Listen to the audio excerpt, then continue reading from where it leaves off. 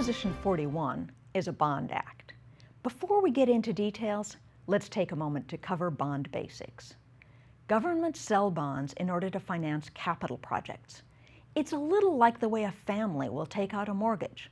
You're borrowing money, but you're using it for something that you expect will be important to you for a long time. California has sold a lot of bonds over the years, typically to pay for infrastructure projects such as roads, schools, parks, and prisons. Right now, the state's general fund pays about $5 billion a year in infrastructure bond repayments. That's between 5 and 6% of the general fund going to paying off debt. In general, the ratio of California's debt payments to the size of its economy is higher than average for a state, but isn't the highest. The bonds in Proposition 41 are intended to fund housing for veterans. California's had a bond program to help veterans buy houses for a long time. The state buys the houses, and the veterans pay off the bonds as they pay their mortgages. So those bonds don't need to be paid back out of the general fund. Those home loan funds are going unclaimed, though, as mortgage interest rates are currently very low, and veterans who can pay a mortgage have more options. Proposition 41 moves some bonds that have already been authorized out of the home loan program.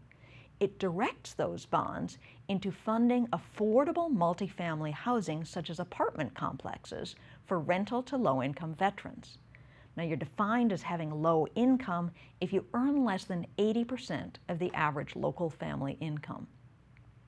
Priority would be given to projects that would house veterans who are homeless or at risk of being homeless.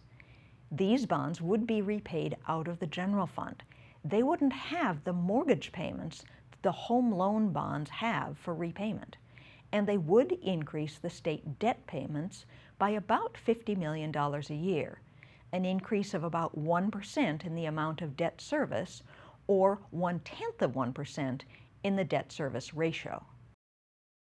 The legislature put Proposition 41 on the ballot, and supporters include the American Legion, U.S. Vets, and Swords to Plowshares. Supporters say that this program will help tens of thousands of homeless veterans get a roof over their heads without raising taxes or adding new debt to California. In fact, it'll save taxpayer dollars by getting veterans off the street and into safe, affordable housing. Arguments against Proposition 41 were signed by attorney Gary Wesley.